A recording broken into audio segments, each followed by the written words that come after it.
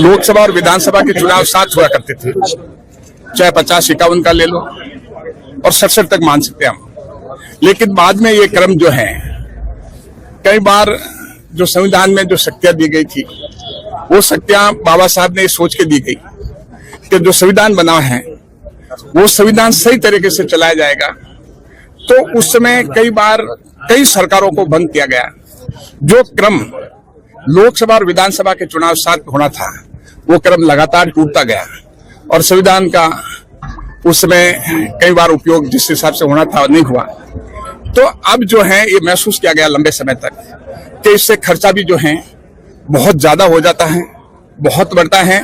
Public के उसके सीधा भार पड़ता है। और दूसरी बात जो है वो है कि अलग अलग चुनाव होने से मशीनरी जो है पूरी की पूरी टाइम टू टाइम वो लगी रहती है, उसका बहुत बड़ा नुकसान होता है। आचार संहिता बार बार लगने की वजह से जो विकास के काम गति पकड़ने चाहिए वो गति नहीं पकड़ पाते, तो इसका नुकसान जो है वो देश को होता है। तो इसीलिए प्रधानमंत्री मोदी जी का जो विजन है, दूरदृष्टि है कि एक देश एक चुनाव, तो साथ में जो है तो इसमें भारत के संविधान में संशोधन करने के लिए जो बिल पेश हुआ लोकसभा में, उसको लोकसभा ने पूरा बिल जो है वो वन नेशन वन इलेक्शन जो ज्वाइंट पार्लियामेंट कमेटी है उसको दिया है। उसमें 27 मेंबर जो हैं वो लोकसभा के हैं और 12 जो हैं वो राज्यसभा के हैं। तो पूरी जेपीसी जो है वो समय समय पे जितने भी स्टेक होल्डर्स हैं, जो भी इसमें जो रखते हैं वजूद रखते हैं, उनको सुना जाएगा और सुन करने के बाद में समिति ये तय करेगी और रिकमेंडेशन जो है वो सरकार को रिकमेंडेशन देगी और वो पार्लियामेंट में वो रिकमेंडेशन पेश होगी। उसके अनुसार जो है बाद में सरकार को निर्णय लेना है और इससे सबसे बड़ा है कि बहुत बड़े खर्चे में बचाव होगा और जो स्पीड से काम होने चाहिए, जिस हिसाब से प्रधानमंत्री ने गति शक्ति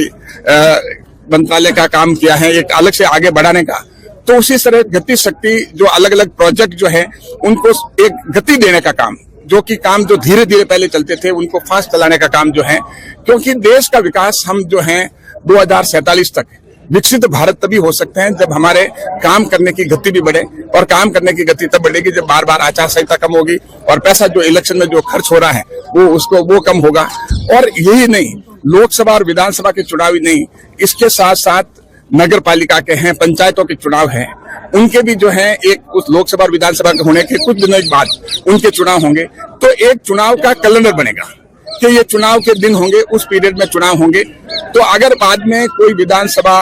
या कोई किसी तरह से पंचायत या म्युनिसिपैलिटी जनता जब चुनती है 5 साल के लिए चुनती है, उस समय अगर वो पूरे 5 साल नहीं कर पाते हैं तो ये जनता की गलती नहीं। तो ये सारी चीजें सोच कर करके वन नेशन वन इलेक्शन का जो है ये बिल पार्लियामेंट में आया है और पार्लियामेंट ने समिति को दिया।